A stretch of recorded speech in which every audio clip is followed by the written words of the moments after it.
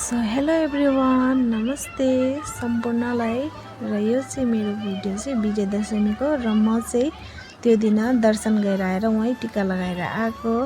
र मेरो नानी चाहिँ हेर्नुहोस् न, पुरा अल्छी लागेर लडीबडी गर्दैछ हो। र यहाँ चाहिँ मैले दियो कलशहरू रेडी पारिदिइसकेको छु र आमाले पनि हामी दुईजनालाई चाहिँ टिको लगाइदिनु आँट्नु भएको छ। अनि यहाँ चाहिँ आमाले चाहिँ मेरो हस्बेन्डलाई चाहिँ टिका लगाइदिँदै हुनुहुन्छ र पालो मेरो। अनि मेरो पालो भएर चाहिँ मेरो देवर कान्छाको चाहिँ पालो है, मेरो भाइको। अनि मेरो भाइलाई चाहिँ आमाले के आशीर्वाद दिँदै हुनुहुन्थ्यो नि त। अनि भाइ हाँस्नु भएर छैन फेरि आशीर्वाद दिएको सुनेर चाहिँ। अनि भाइलाई पनि टिका लगाइसकिनु भयो आमाले।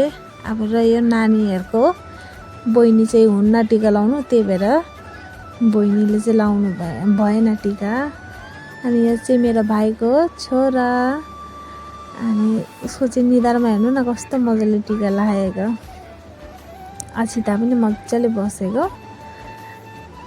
अनि रह्यो पालो मेरो छोराको। यो चाहिँ मेरो छोरा दीक्षान। अनि यहाँ चाहिँ आमाले चाहिँ दीक्षानलाई टिका लगाइदिँदै हुनुहुन्छ।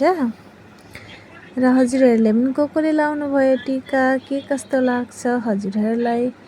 मेरो भिडियोमा मन पर्यो भने लाइक गरिदिनु होला, सेयर गरिदिनु होला। यति भन्दै आजको मेरो ब्लग चाहिँ यतिमै एन्ड गर्दैछु। By by. हामीले टिका पनि लगाइसक्यो। अब चाहिँ हामी बाजे बोजू घरतिर जाने। यहाँ चाहिँ हाम्रो भान्जा र भान्जी आएको छ टिका लाउनु। भान्जा र भान्जीलाई चाहिँ टिका लगाइसकेर हामी चाहिँ बाजे बोजू घरतिर जाने। हामी चाहिँ बाजे बोजू घर गएको टिका लगाउनु। यहाँ चाहिँ घरमा चाहिँ टिका लगाइसकेर हामी चाहिँ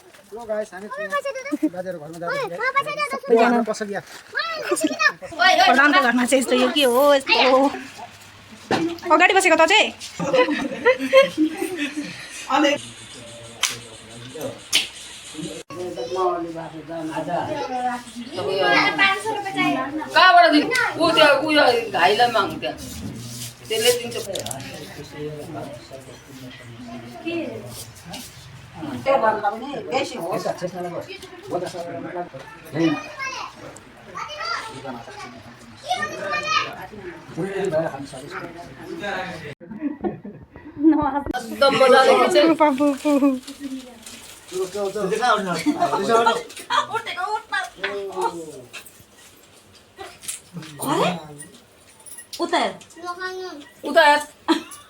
त्यस्तै छ छोरा टिका एउटा मिस खाएको निधार सिधा राख्नु सिधा हेर्न फुपालाई हेलो राम्रो पढ्नु है फुपालाई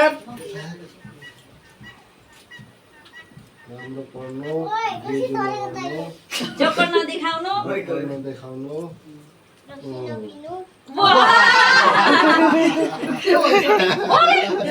भाइहरूलाई